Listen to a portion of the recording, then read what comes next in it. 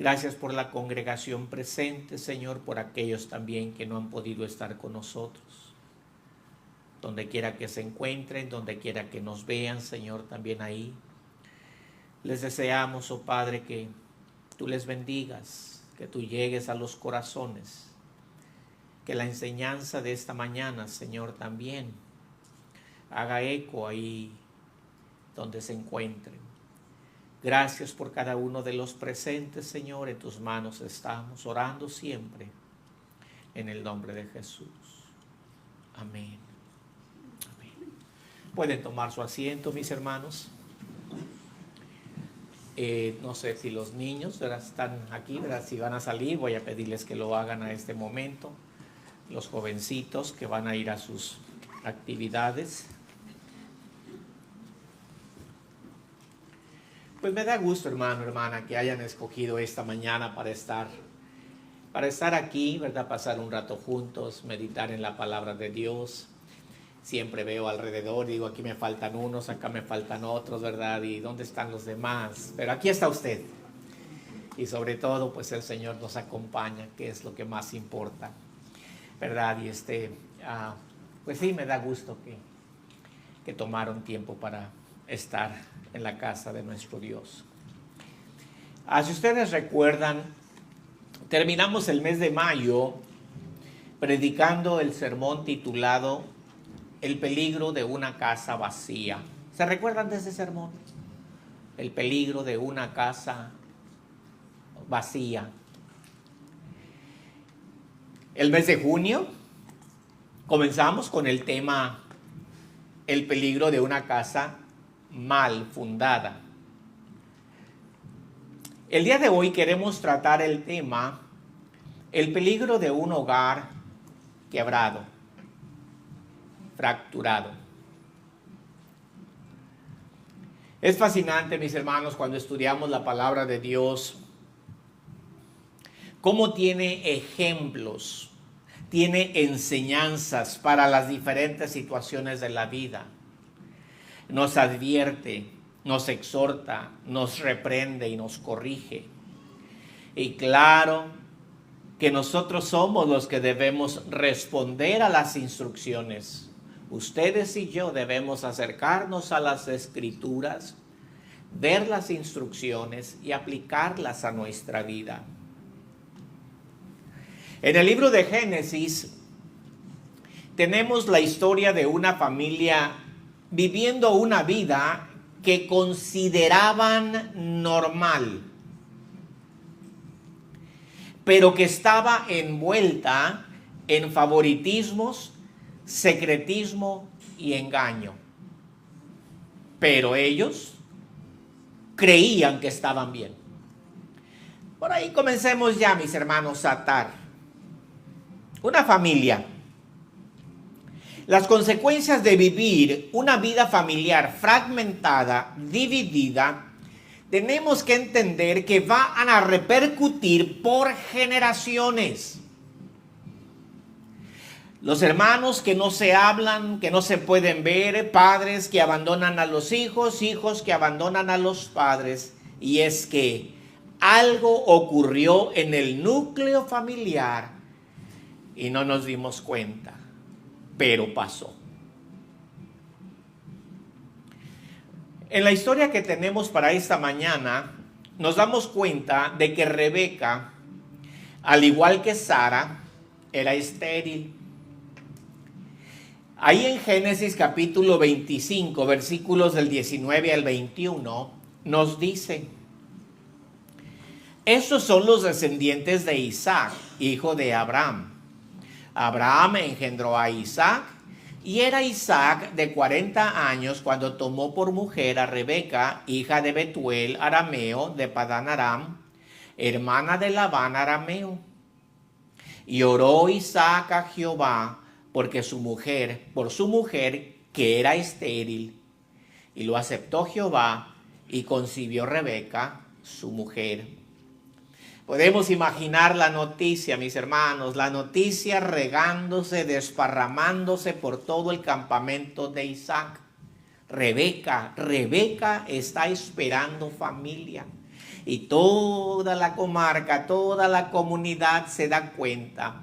20 años habían pasado desde que Isaac conoció a Rebeca.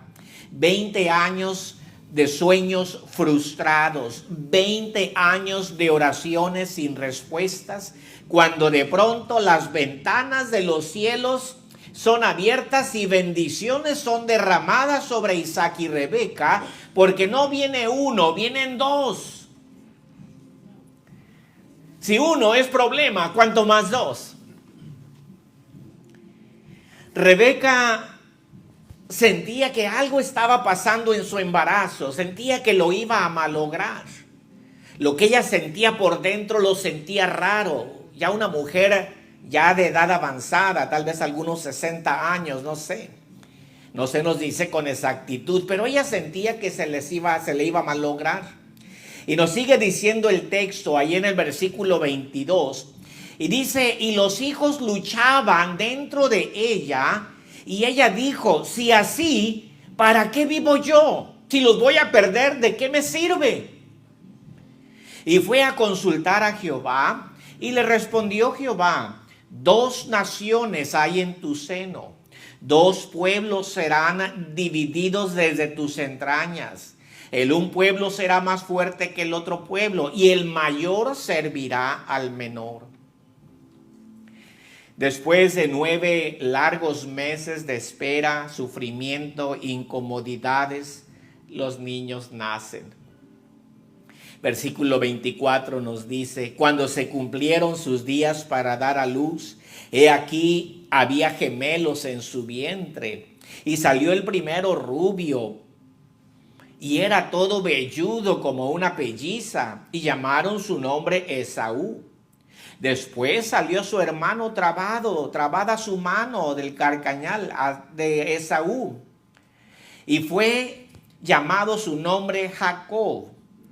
Era Isaac de 60 años cuando ella los dio a luz. La historia nos cuenta que nacen gemelos. El primero en nacer fue Esaú. Un niño lo llama rubio, tal vez un poco de pelo rojizo, velludo, piel blanca, de unas 6 libras. Inmediatamente después viene el segundo, agarrado del pie del primero. Jacob es un niño trigueñito, pelo negro, lampiño, unas 5 libras y media. Podemos imaginar aquella carpa llena de ruidos, llanto, los mellizos tienen hambre, todos se alegran, todo es novedad, pero desde ese primer momento los ojos de los padres toman bandos, toman partido. Y nos dice el texto, y crecieron los niños y Esaú fue diestro en la casa, hombre de campo, pero Jacob era varón quieto, que habitaba en tiendas. Versículo 28. Y amó Isaac a Esaú, porque comía de su casa, mas Rebeca amaba a Jacob. Con el paso de los días, con el paso de los años, la dinámica del hogar se alteró. El versículo 28 lo cambia todo y nos dice que Isaac amaba a Esaú, porque comía de su casa, mientras Rebeca amaba a Jacob. Aparentemente inofensivo, normal. Sin embargo, el hogar estaba fragmentado, estaba dividido.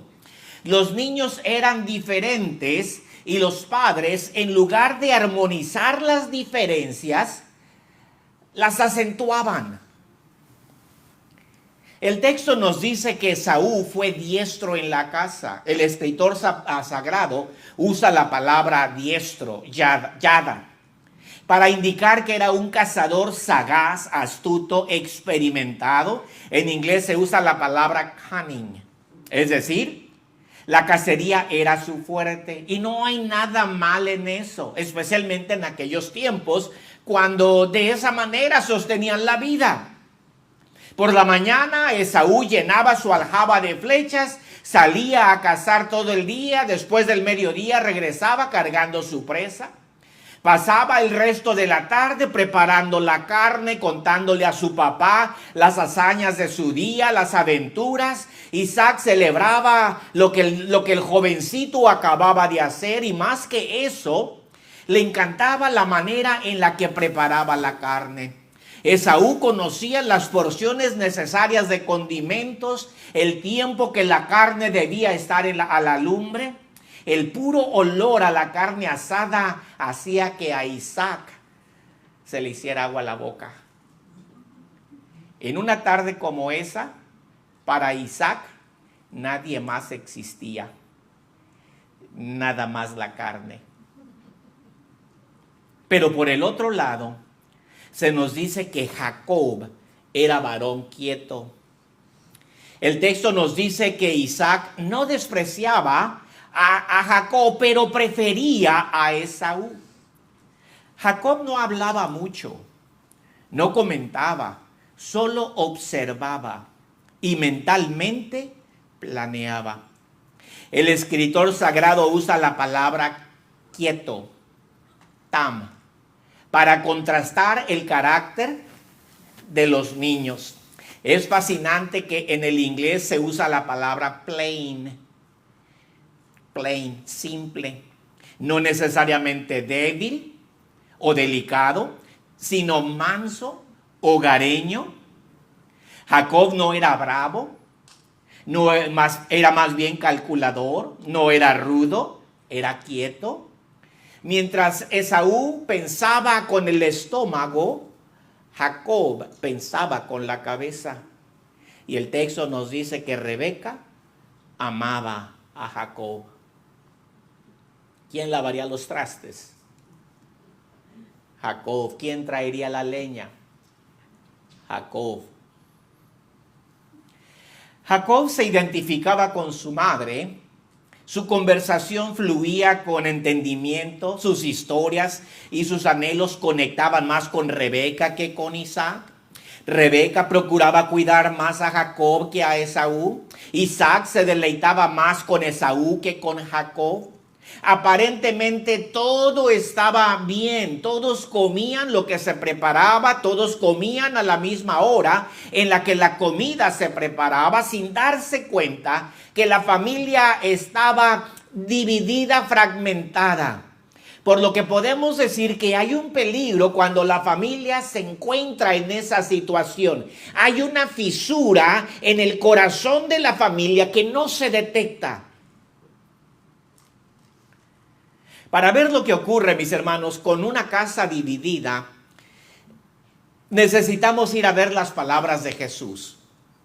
Y yo quiero que ustedes abran su Biblia y vamos a ver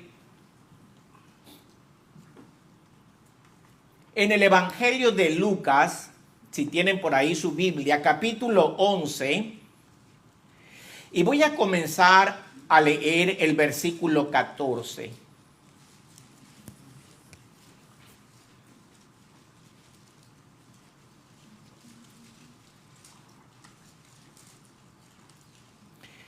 Lucas nos cuenta que Jesús se encontraba en medio de una serie de acusaciones.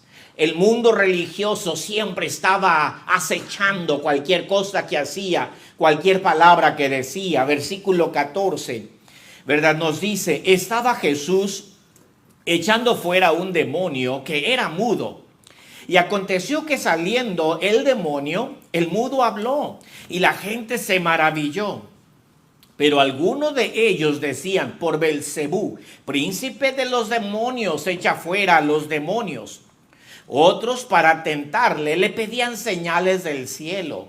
Mas él, conociendo los pensamientos de ellos, les dijo, todo reino dividido contra sí mismo es asolado, y una casa dividida contra sí misma, ¿qué dice? Cae. Y si también Satanás está dividido contra sí mismo, ¿cómo permanecerá su reino? Ya que decís que por Belcebú echo fuera los demonios. Pues si yo echo fuera los demonios por Belcebú, vuestros hijos, ¿por quién los echan? Por tanto, ellos serán vuestros jueces. Mas si por el dedo de Dios echo fuera los demonios, ciertamente el reino de Dios ha llegado a vosotros. Cuando el hombre fuerte armado guarda su palacio, en paz está lo que posee. Pero cuando viene otro más fuerte que él y lo vence, le quita todas sus armas en que confiaba y reparte el botín. El que no es conmigo, contra mí es, y el que conmigo no recoge, desparrama. Como podemos ver, mis hermanos, en el centro de todas estas palabras encontramos algo interesante que parece que está fuera de contexto. Una idea fuera del contexto. Cuando dice, una casa dividida contra sí misma cae. Versículo 17. Estas palabras nos ofrecen un cuadro realista, un cuadro acertado. Yo quiero que veamos, mis hermanos, el pensamiento del Señor por sus partes, en esas cuantas palabras. Una casa dividida contra sí misma cae. ¿Qué es lo que tenemos primeramente? Primeramente debemos ver una realidad latente. Una realidad latente que Isaac y Rebeca no anticiparon, no veían, pero que ahí estaba. Ahí estaba, con cada latido del corazón, con cada pensamiento que circulaba. Ahí estaba una realidad latente, una posibilidad que bien puede ser no está siendo detectada. ¿Qué es esa realidad? La casa está dividida.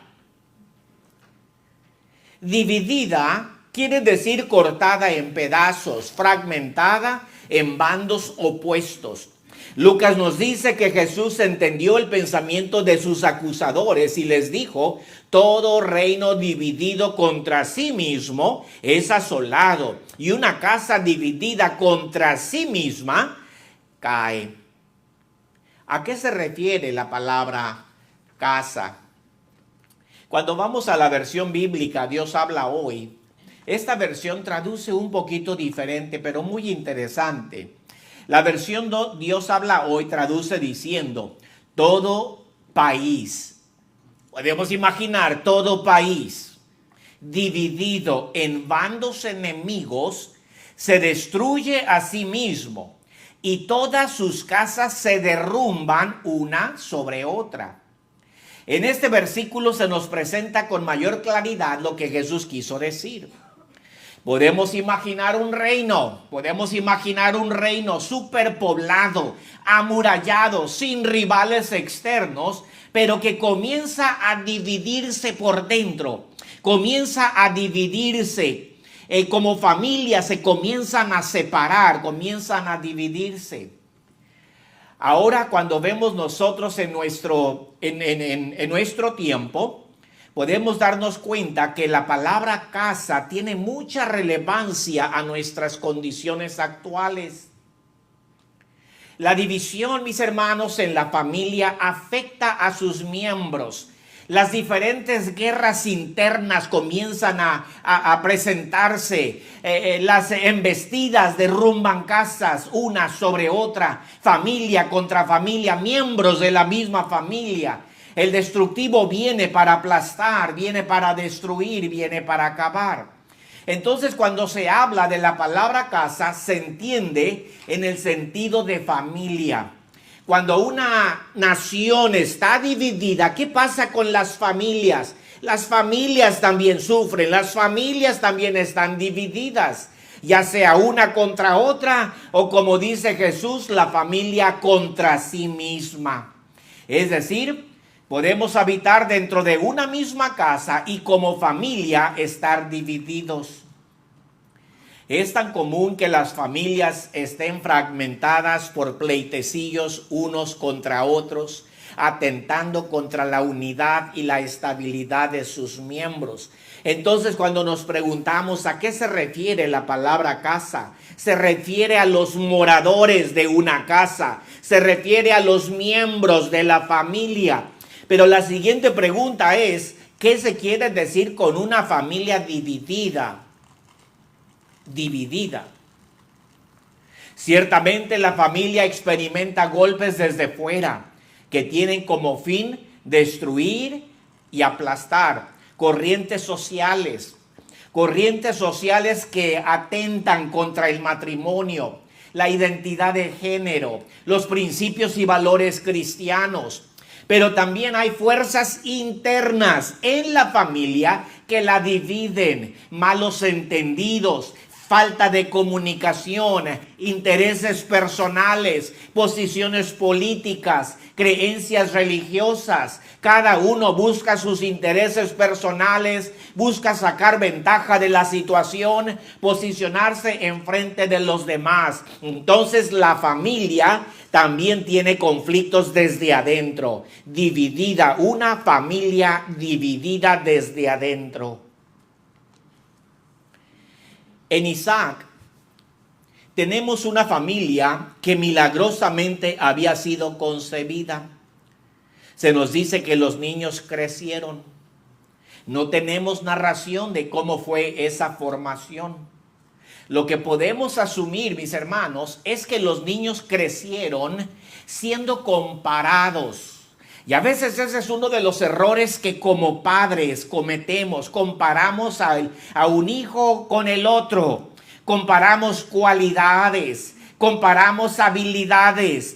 Y yo creo que estos niños crecieron siendo comparados en un entorno en el que se halagaba la primogenitura, recordando siempre quién era el heredero principal, quién era el mayor de los dos, quién contribuía más a la comida. Cada vez que Jacob escuchaba la primogenitura, le cortaba el alma, le partía el alma en dos. No responde, solo escucha y espera con ansias una oportunidad para aclarar las cosas. ¿Por qué? Porque para Jacob no era justo. No era justo. Los dos habían nacido del mismo parto. ¿Por qué tanta diferencia? Nos dice el texto en Génesis 25, 29. Dice, y guisó Jacob un potaje. Conocía de cocina, trabajaba con mamá. Guisó un potaje.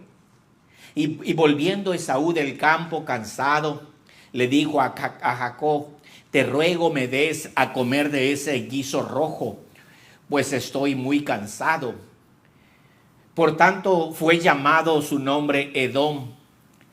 Y Jacob respondió, véndeme en este día tu primogenitura, véndeme el reconocimiento. Entonces dijo Esaú, he aquí yo me voy a morir, ¿para qué pues me puede servir la primogenitura? Y dijo Jacob, júramelo en este día. Y él le juró y vendió a Jacob su primogenitura.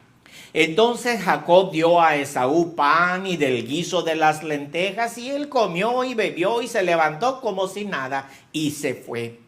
Así menospreció Esaú la primogenitura.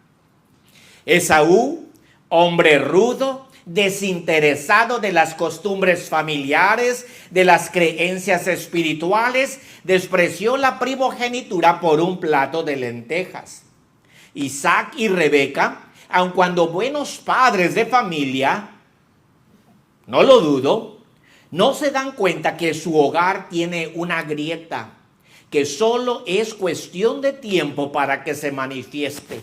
Con la presión suficiente, el hogar se rompería. ¿Por qué? Estaba agrietado, el corazón de los hijos estaba dividido, estaba agrietado.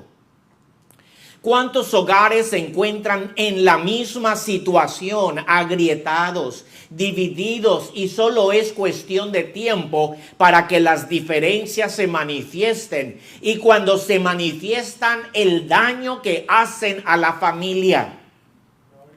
Es tan fácil, mis hermanos, que los hijos se aparten de la fe por malentendidos en la familia. Reniegan de Dios y de sus promesas solo porque las cosas no salen como uno quiere. Que aquí no es como yo digo, entonces mejor me voy. Y salen. Hay tantos elementos, mis hermanos, que golpean contra la familia, contra nuestra familia. Hay tantos elementos que golpean contra ella. Y yo me preguntaba, ¿estarán nuestras familias siendo tironeadas, siendo golpeadas por situaciones que se nos vienen encima? ¿Estará la familia dividida y no me doy cuenta? ¿No alcanzo a ver las fisuras? ¿No alcanzo a ver las grietas? Jesús dijo: todo reino dividido contra sí mismo es asolado. Y luego agrega diciendo: y una casa dividida contra sí misma, y pronuncia esa palabra trágica, cae. Entonces, primeramente tenemos una situación, mis hermanos, el peligro de estar divididos y no darnos cuenta.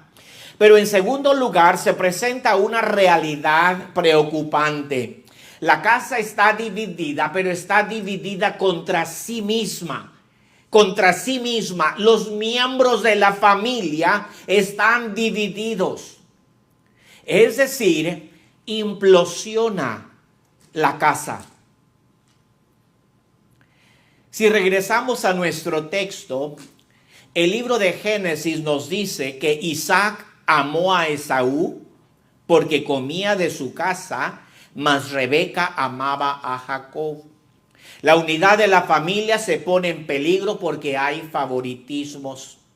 El favoritismo, mis hermanos, siempre va a fomentar la rivalidad en la familia.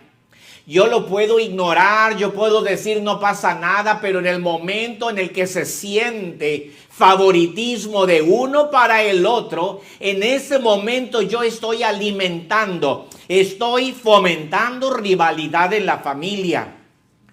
Como hemos visto, el favoritismo familiar ocurre cuando los padres muestran preferencia constante por un hijo sobre los demás, ya sea en atención, en privilegios o en expectativas.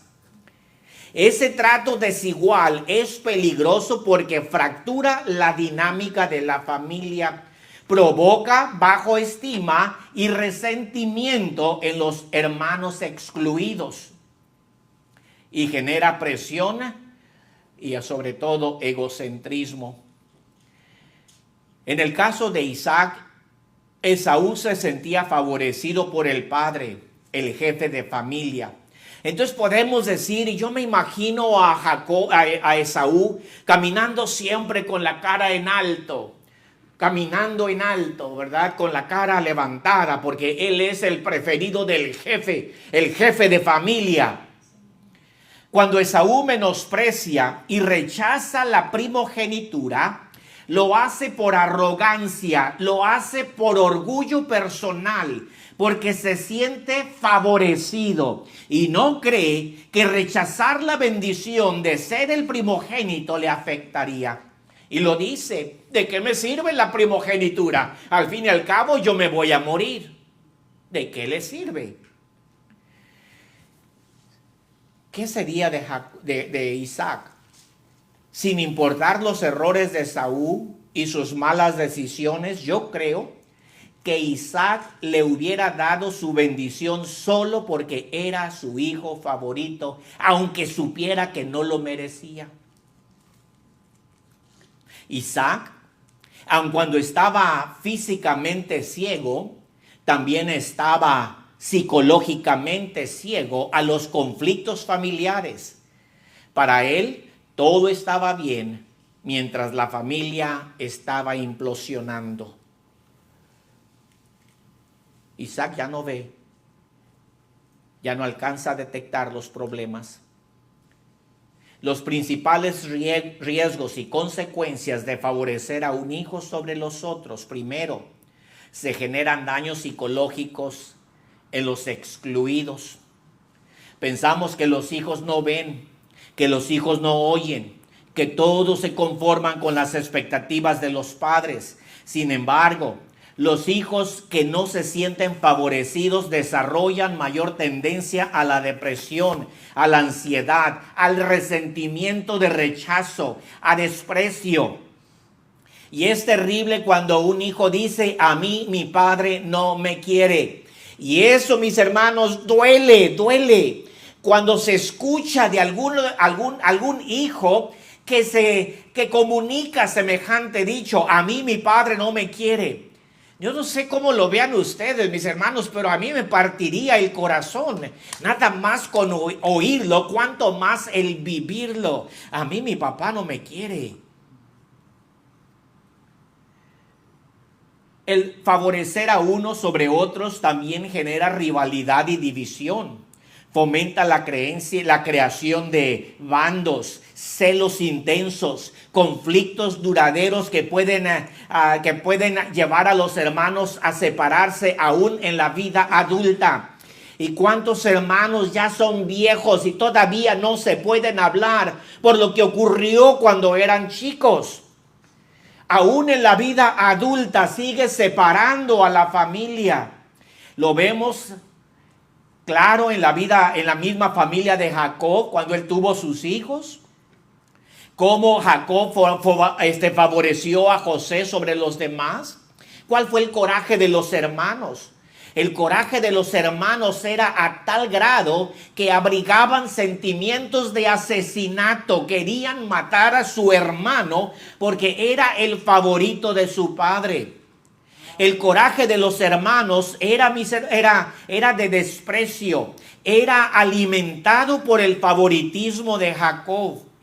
Los abusos que sufrió Jacob durante su adolescencia ahora eran proyectados sobre sus hijos, y ahora sus hijos también estaban viviendo el favoritismo de su padre. Entonces nosotros tenemos que tener cuidado en qué manera tratamos a nuestros hijos. ¿En qué manera nos relacionamos con ellos? ¿Estaré siendo favorecido para uno, favoreciendo a uno sobre los otros?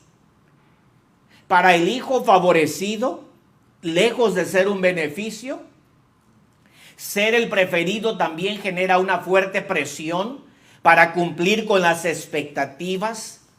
Yo casi creo también que Esaú se sentía presionado con prepararle la comida a su papá igual que como la había preparado antes, porque ese era el plato favorito de su padre y eso era lo que su padre esperaba. Y ahora Esaú tenía que esmerarse para tener los condimentos necesarios para apetecer a su papá.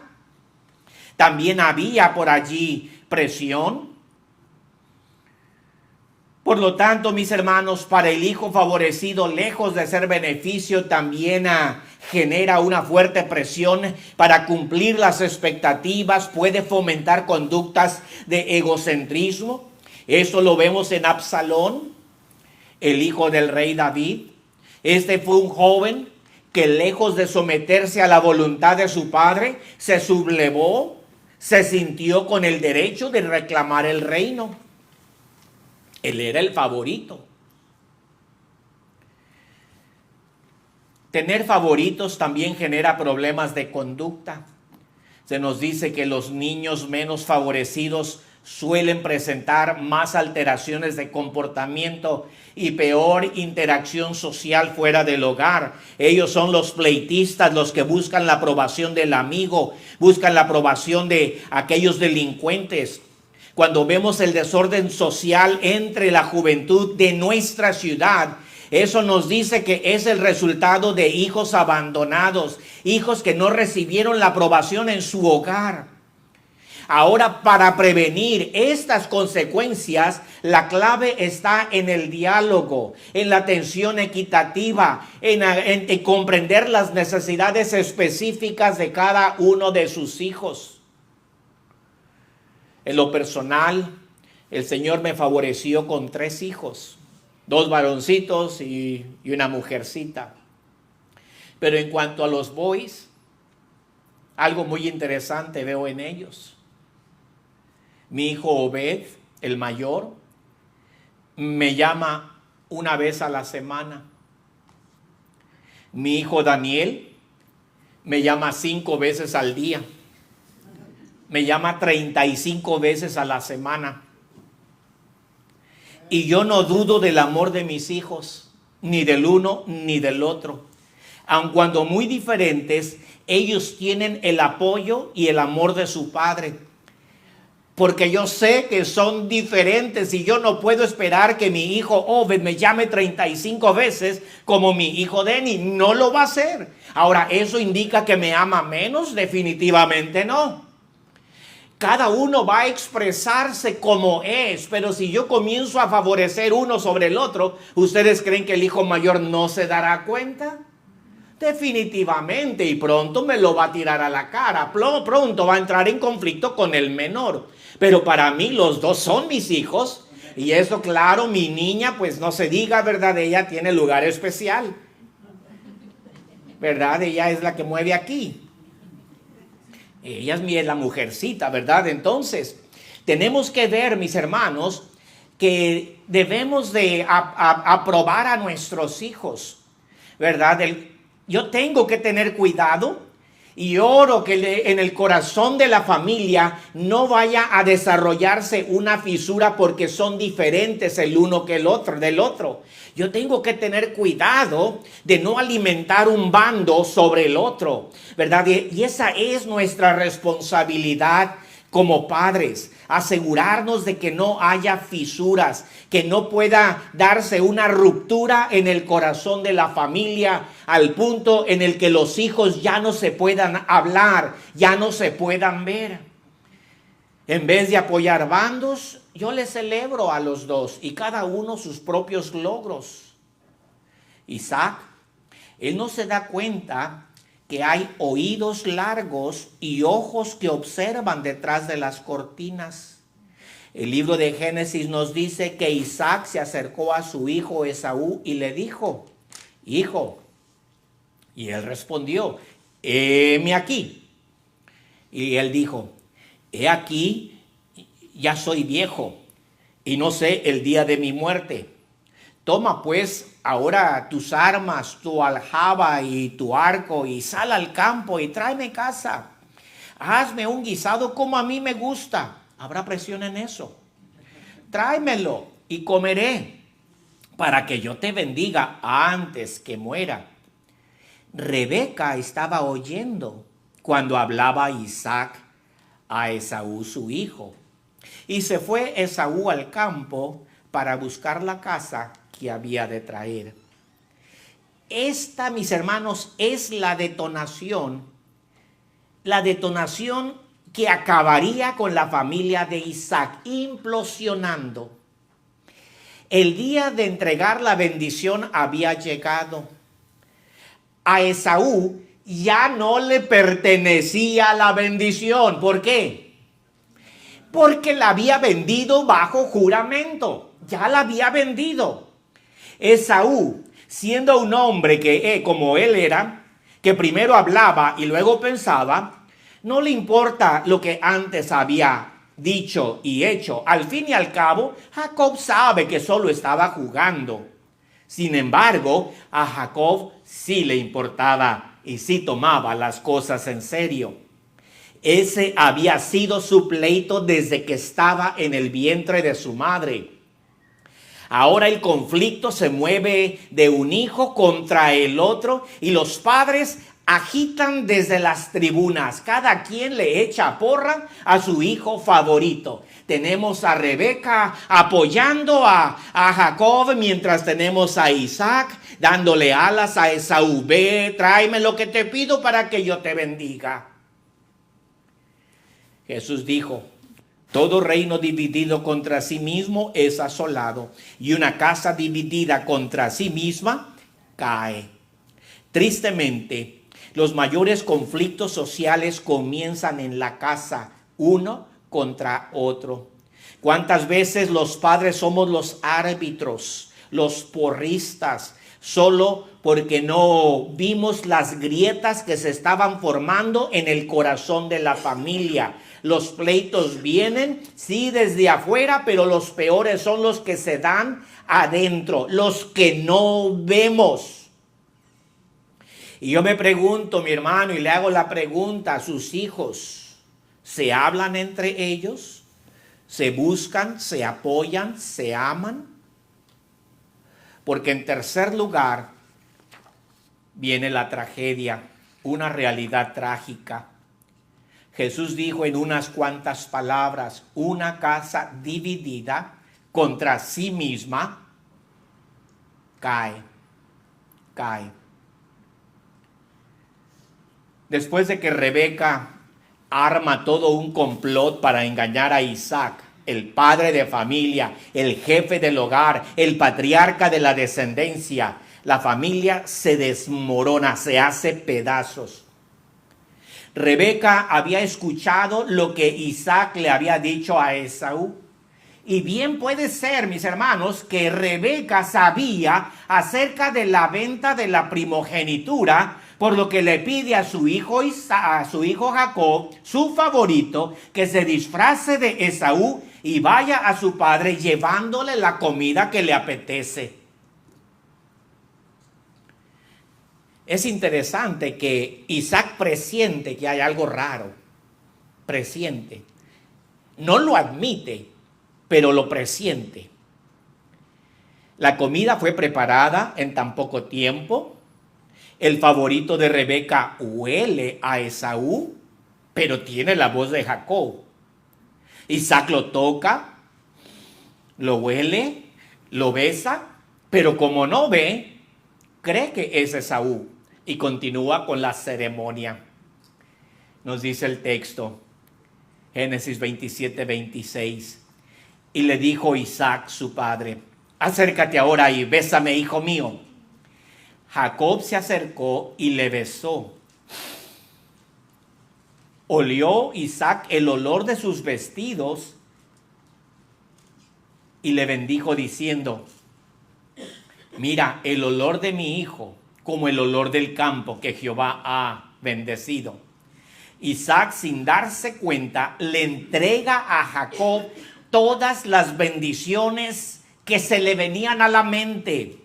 Dios pues te dé el rocío del cielo y la grosura de la tierra, abundancia de trigo y de mosto. Sírvate pueblos y naciones, se inclinen a ti, sé Señor de tus hermanos y se inclinen a ti los hijos de tu madre. Malditos los que te maldijeren y benditos los que te bendijeren. Isaac, mis hermanos, él después de que da la bendición y colma a su hijo de todo lo que se le venía a la cabeza, se vuelve a su catre, se recuesta mientras Jacob sale apresuradamente de la carpa antes de que llegue Esaú. Cuando Esaú llega del campo, viene despistado cargando su presa, silbando por el camino, satisfecho, oye su día de reconocimiento y aprobación de su padre. Prepara la comida exactamente como a papá le gustaba. Esaú entra en la carpa de Isaac, listo para recibir lo que ya había sido entregado. Y le dijo, levántate, mi padre, levántate, come de la casa de tu hijo para que me bendigas. Entonces Isaac, su padre, dijo, ¿quién eres tú? Y él le dijo, yo soy tu hijo, tu primogénito Esaú. Versículo 33 nos dice, y se estremeció Isaac grandemente y dijo, ¿quién es el que vino aquí, que trajo casa y me dio y comí de todo antes de que tú vinieses? Podemos imaginar, mis hermanos, aquella grieta que se había formado en la familia, aquella pequeña fisura ahora se estaba convirtiendo en una grieta abismal. Isaac reconoce que las cosas no eran como él creía y se da cuenta que no había estado bien del todo. El estremecimiento tan grande que tuvo Isaac fue porque reconoció que siempre había ignorado los conflictos internos de la familia. Nunca hubo diálogo, nunca presentó razones, siempre fue hacia un lado, hasta que la familia implosiona. El texto nos dice que Esaú lloró delante de su padre, pidiéndole alguna bendición que presagiara su futuro, pero ya no había nada. Y le dice: le he dado a tu hermano Jacob con engaño, vino a mí y le he hecho siervo de tu hermano. Es decir, Jacob será el amo y tú serás el siervo. ¿Podemos imaginar cómo queda Esaú en ese momento? Cuando las palabras de su padre le dice al primogénito: tú vas a ser el siervo de tu hermano. Nos dice el libro de Génesis que Esaú lloró amargamente. Todo se despedaza. Las aspiraciones futuras, la confianza familiar, la relación entre hermanos, todo el futuro se viene abajo. La familia se acaba de despedazar. Nos dice el libro de Génesis: y aborreció Esaú a Jacob por la bendición con que su padre le había bendecido, y dijo en su corazón: llegarán los días de luto de mi padre, y yo mataré a mi hermano Jacob. ¿Se dan cuenta el nivel de palabras que este hermano está diciendo? Y fueron dichas a Rebeca las palabras de Esaú, su hermano mayor. Quiere decir que estas palabras no las decía en secreto, las gritaba, las comunicaba a los siervos de Isaac. Las decía aquí, las decía allá. Y ya el campamento está en preocupación. Pues le llega la noticia a Rebeca, las palabras de Esaú, su hijo mayor. Y ella envió y llamó a Jacob, su hijo menor, y le dijo: he aquí, Esaú tu hermano se consuela acerca de ti con la idea de matarte. Ahora pues, hijo mío, obedece mi voz, levántate, huye a casa de Labán mi hermano en Harán. Mora con él algunos días, hasta que el enojo de tu hermano se mitigue, hasta que se aplaque la ira de tu hermano contra ti y olvide lo que le has hecho. Yo enviaré entonces y te traeré de allá. 20 años pasaron. Estos son sentimientos belicosos llenos de ira. Lo que Esaú siente en el corazón es que si hubiera podido despedazar a Jacob, lo hubiera hecho. Esaú propone en su corazón darle muerte a su hermano, al punto que Rebeca tiene que intervenir pidiéndole a Jacob que huyera, que se fuera hasta la tierra de Padán Aram, a casa de su hermano Labán, aun cuando ella sabía que no lo volvería a ver. Vete, hijo, vete, vete. No sé si nos volveremos a ver, pero tú vete. No, las cosas nunca estuvieron bien en la familia de Isaac. El problema fue que Isaac no pudo ver el problema, no lo pudo realizar. Y ahora su familia se viene abajo. Y así como dijo Jesús, una casa dividida contra sí misma cae. La palabra cae se refiere a desplomarse, como cuando una casa de adobe se desploma en sí misma. Eso quiere decir descender de los lugares altos a los lugares bajos, rodar en el camino. Podemos cerrar nuestros ojos a las inconformidades de los hijos y esperar que esas inconformidades solas se resuelvan y que los hijos automáticamente se comprendan el uno al otro, se tomen de la mano y canten juntos. Pero será así. Debemos reconocer, mis hermanos, que las pequeñas fisuras que se forman en el corazón de la familia, intencionalmente debemos tratarlas, reforzar la importancia de todos los miembros de la familia, reconocer las diferencias, martillar en la mente de los hijos de que son importantes. Y yo les digo que no importa qué edad tenga su hijo, si su hijo está vivo, él todavía tiene que saber que está en el corazón de su padre, en el corazón de su madre, y es tan importante como el hermano que está sentado a su lado. Y no importa la edad, mis hermanos, no importa. Tenemos que afirmar a la familia. De no ser así, aquellas fisuras que se formaron en la infancia, en la adolescencia, después crean una implosión en la familia en la edad adulta.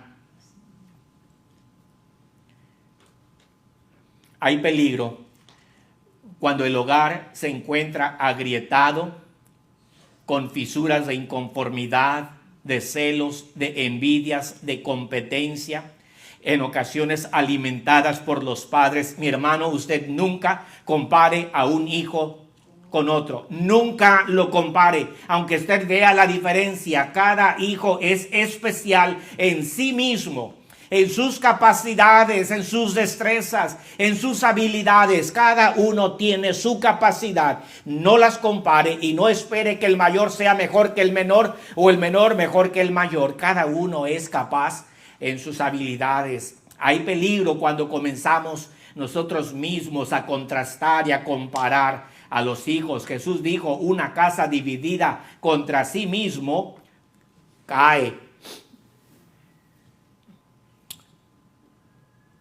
Yo le digo, mi hermano, que esta no sea la historia de su familia, que no sea la descripción de sus hijos o la descripción de su propia familia para con sus hermanos.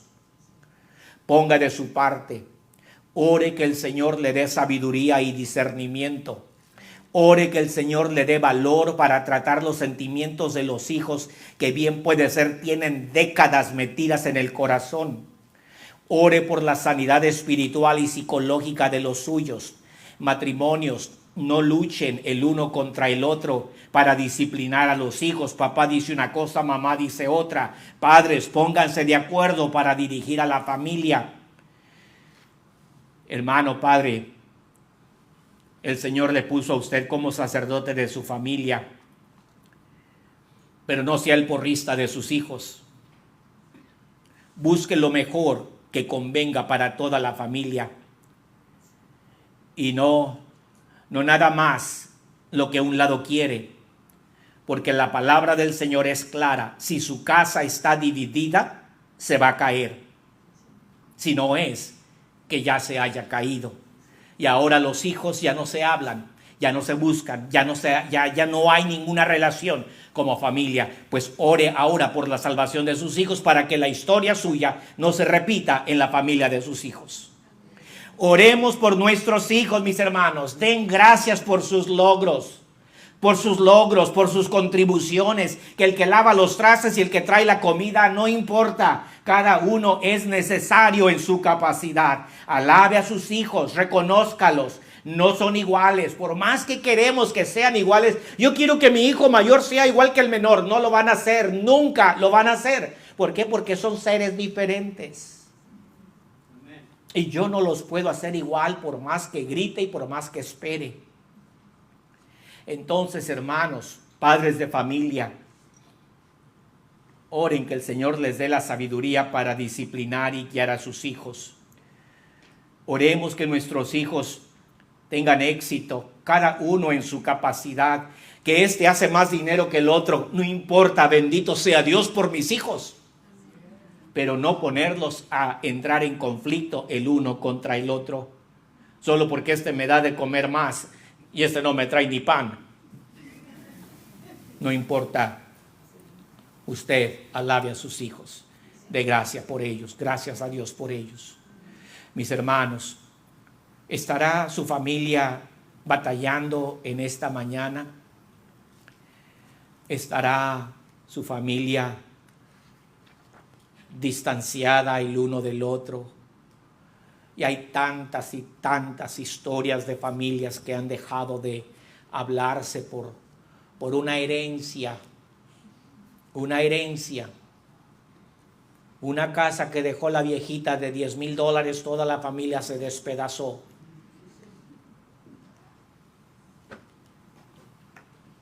Oremos por nuestros hijos, mis hermanos. Porque nuestro Señor dice que una casa dividida no va a permanecer. Y cuando vemos la sociedad, mis hermanos, los jóvenes, sin control alguno, y eso es precisamente porque hay problemas en el hogar, en la familia. Ame a sus hijos, ámenlos, celebre sus logros, por muy insignificantes que parezcan para los hijos, es mucho. Oramos por la familia, mis hermanos.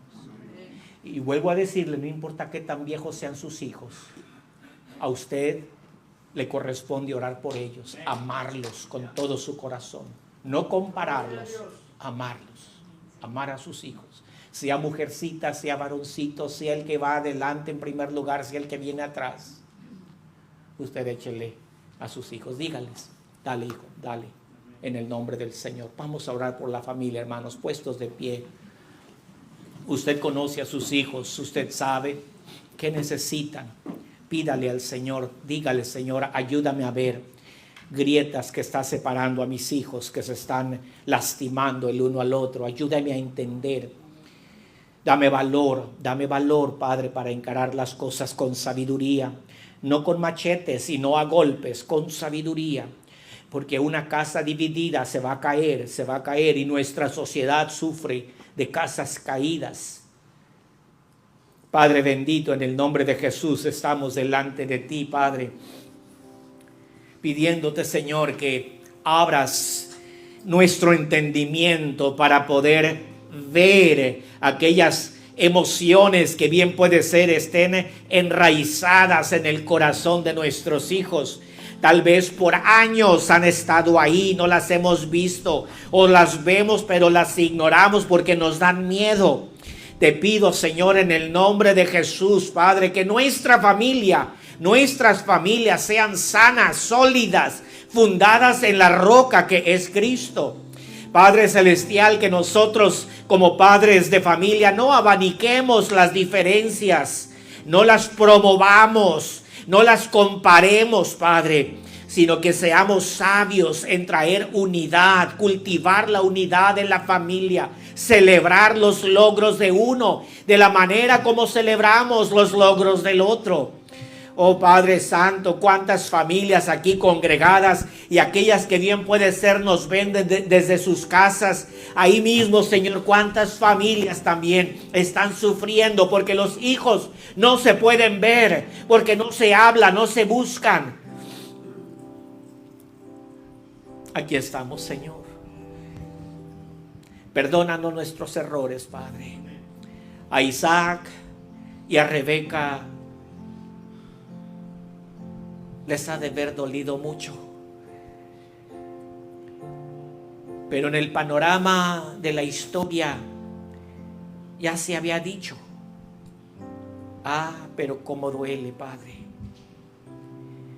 Ayúdanos, Señor, a prevenir golpes a la familia, especialmente cuando vienen desde adentro.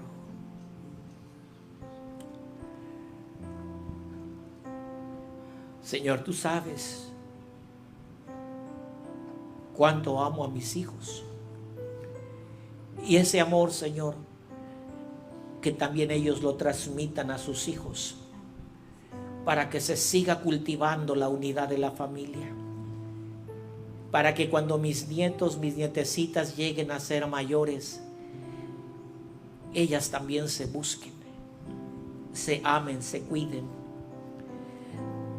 Mira cada uno de mis hermanos aquí, sus familias, tanto sus familias personales como aquellas a las que ellos mismos pertenecen.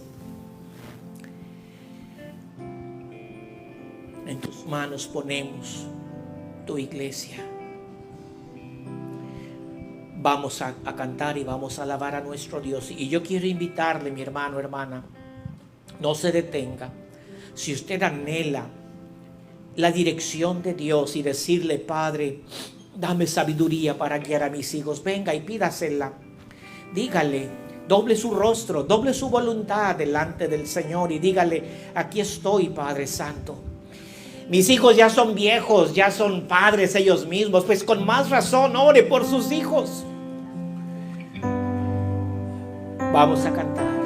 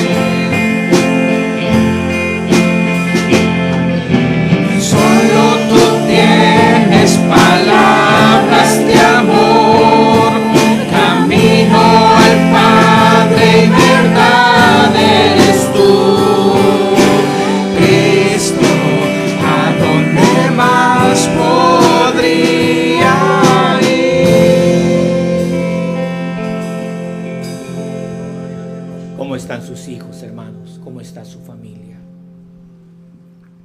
Su familia busca al Señor. ¿Su familia sigue a Cristo? Si su familia no está siguiendo a Cristo, ¿por qué no está usted pidiendo por ellos? Diciéndole: Padre, apiádate de mis hijos, de mis hijas.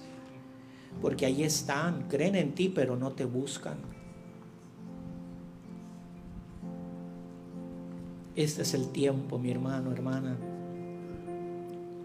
Padre bendito, santo, santo eres, oh Dios.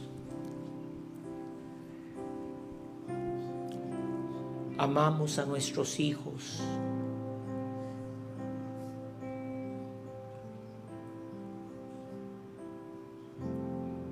Los amamos, Padre, con todo nuestro corazón, y a veces entre ellos mismos no se comunican, no se buscan. A veces la misma familia no te busca a ti, Padre, como la única esperanza de vida. Pero clamamos a tu Espíritu, a ti, Señor. Clamamos, Padre, diciéndote, pidiéndote con todo nuestro corazón que seas con nuestros hijos. Ya mayores, ya algunos padres de familia, pero Padre Celestial, remueve cualquier sentimiento que haya en sus corazones. Hay cosas, Padre, que están tan enterradas que nada más tú puedes quebrar. Dios del cielo, gracias por cada uno de mis hermanos, Señor. Aquellos que están acá al frente, tú sabes cuál es su petición, su anhelo, el anhelo de su corazón. Te pido, Señor, que seas tú el que lo concedas. Y también yo estoy aquí, Señor, pidiendo por los míos. Oh Padre, dándote gracias por el hermoso regalo de hijos que me diste. Gracias por mi esposa, Señor, por mis nietos, Padre. Pero gracias, Señor, por tu presencia que habita entre nosotros. Gracias por tu iglesia. Fortalece las familias. Sana los hogares, Padre. Sánalos. Esas grietas que están por allí, fisuras que parecen que no son dañinas, Padre, pero, oh Dios bendito, sana esos corazones, Padre. En tus manos está tu iglesia, mi Cristo, porque lo oramos en el nombre de Jesús, nuestro Señor y nuestro Salvador. Aquellos que nos ven en sus casas también, Señor, alcanza esos hogares, Padre, porque te amamos con todo nuestro corazón. Amén. Amén, amén, amén. Y aquellos que nos ven también en su casa, ¿verdad? Si cualquier decisión que hayan hecho, mándenos un mensaje, un texto, para nosotros responderles, ¿verdad? Siempre nos interesa mucho que la gente conozca la palabra de Dios, ya sea aquí en el templo, desde sus casas. Y la manera de comunicarnos, pues bien puede ser un texto. Pero aquellos que estamos aquí, hermanos varones, madres de familia, no dejen de orar por sus hijos. Dios me les bendiga.